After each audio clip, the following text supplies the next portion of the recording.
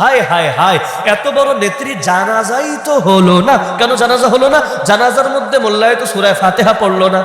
নাউজুবিল্লাহ, জানাজার মধ্যে মোল্লা তো সূরা ফাতিহা পড়লো না। ওই 2 পয়সার এক মৌলবী, ভণ্ড মৌলবী ফতোয়া দিয়ে দিয়েছে বেগম খালেদা জিয়ার ইন্তেকাল হলো এবং এখনো তো রাষ্ট্রীয় শোক চলছে, 3 দিনের শোক।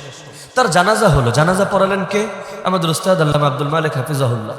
আমার উস্তাদ বলে বলছি না, বা শুধু বাইতুল মুকাররমের খতিব বলে বলছি না, হুজুরকে যারা কাছ থেকে দেখেছেন তারাই জানে এইরকম একজন আলেম, এইরকম একজন বুজুর্গ, এইরকম একজন আল্লাহওয়ালা, এটা এই দেশে থাকাটা দেশের জন্য ভাগ্যের ব্যাপার। যার লেখা বই, আরে বাংলাদেশ তো বাংলাদেশ, যার লেখা বই মালয়েশিয়ায় বলেন, আফ্রিকায় বলেন, মিশরে বলেন, পৃথিবীর বহু দেশে সিলেবাস ভুক্ত। আমরা যখন মার্কাজুদ দাওয়া ছিলাম ইফতা বিভাগে, আমাদের চোখের সামনে আমরা দেখেছি মালয়েশিয়া থেকে মানুষ এসে দেখা করতে হুজুরের সাথে, যে আমরা তো তাকে দেখি নাই, আমরা তার কিতাব পড়েছি, এসেছিলাম ইস্তেমায়, এসেছিলাম অমুক প্রোগ্রামে, এসেছিলাম তমুক কাজে, তো এখন একবার দিলটা চাইলে হুজুরের সাথে সরাসরি দেখা করি। আমাদের গর্বে বুকটা ফুলে উঠতো, মাশাআল্লাহ, আমরা সরাসরি কিতাব পড়তে পারছি। আর মানুষ পৃথিবীর আরেক প্রান্ত থেকে, যারা আমাদের মাতৃভাষা বোঝেই না কিন্তু আরবিতে লেখা কিতাব তারা সেখান থেকে পড়তে পারছে, কত গর্বের বিষয়, আলহামদুলিল্লাহ। তো এইরকম একজন মানুষ জানাজার ইমাম হওয়া, এইটাও তো ভাই ভাগ্যের ব্যাপার। ইমাম তো একজন হতেই পারে, যে কেউ নামাজ পড়ায় দিতে পারে। জানাজার নামাজ পড়ানো কি এমন জটিল ব্যাপার? জানাজার নামাজ পড়ানো কি এমন জটিল ব্যাপার? এলাকার অনেক মুরব্বীরাও পারবে, যারা হুজুর না, এলাকার অনেক মুরব্বী যদি কেরাত শুদ্ধ থাকে, দোয়া দূর শুদ্ধ থাকে, অনেকে পড়ায় দিতে পারবে। সেখানে এই ধরনের এই মাপের একজন ইমাম জানাজা পড়ানো, এবং এরপর মাওলানা মামুনুল হক সাহেবের মতো ব্যক্তি, মিজানুর রহমান আজহারি সাহেবের মতো ব্যক্তি এই মানে খাটিয়াটা পর্যন্ত কাঁধে নেওয়া আসলে বিশাল সৌভাগ্যের ব্যাপার। যে প্রসঙ্গে কথাটা টানলাম, হুজুর জানাজা পড়ালেন, সবার জানাজা যেভাবে পড়ায় সেভাবেই তো পড়ালেন। জানাজা কিভাবে পড়েন আপনারা? আল্লাহু আকবার বলার পরে প্রথমে সানা পড়েন, তাই না?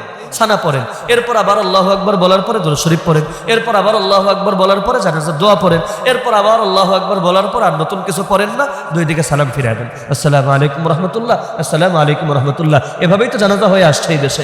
এমনকি এই যে বাচ্চারা প্রদর্শনী করবে একটু পরে, জানাজার প্রদর্শনী করলে খেয়াল করেন, আমি তো আর গায়েব জানি না, কিন্তু আমি চোখ বুঝে বলে দিতে পারবো যে দেখবেন প্রদর্শনীটা এভাবেই হবে, এই সিস্টেমে চলে আসবে। এমনকি অতীতেও যারা এই দেশে ইন্তেকাল করেছেন, যত রাষ্ট্রপ্রধান বলেন, যত দেশনায়ক বলেন, যত আলেম ওলামা বলেন, যাদের হাজার হাজার না লক্ষ লক্ষ মানুষ যাদের জানাজা একত্রিত হয়েছে, জানাজা তো এভাবেই হয়েছে।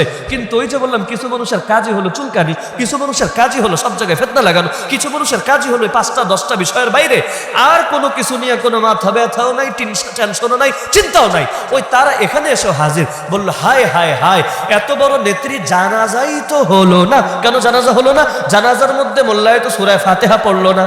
নাউজুবিল্লাহ, জানাজার মধ্যে মোল্লা তো সূরা ফাতিহা পড়লো না। ওই 2 পয়সার এক মৌলবী, ভণ্ড মৌলবী ফতোয়া দিয়ে দিয়েছে যে যেহেতু পড়লো না সুতরাং জানাজা হয় নাই। তাহলে এত বড় একজন নেত্রীকে জানাজা ছাড়াই দাফন করে দিল, কারণ যেই জানাজা পড়া না পড়া সমান হয় নাই, ওই জানাজার তো কোনো ভ্যালুও নাই। তারেক রহমান সাহেব কিভাবে মেনে নিল যে তার মায়ের জানাজা এরকম একজন ভণ্ডরে দিয়া পড়াইলো? নাউজুবিল্লাহ।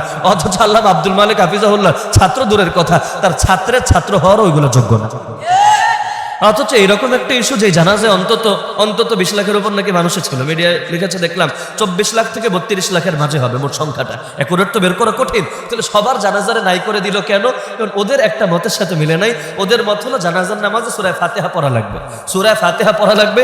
যেহেতু এখানে সূরা ফাতিহা পড়ে নাই, সানা পাঠ করেছে। সানা যদিও ফাতিহার মধ্যে আল্লাহর প্রশংসা, আলহামদুলিল্লাহি রাব্বিল আলামিন, প্রশংসা কার?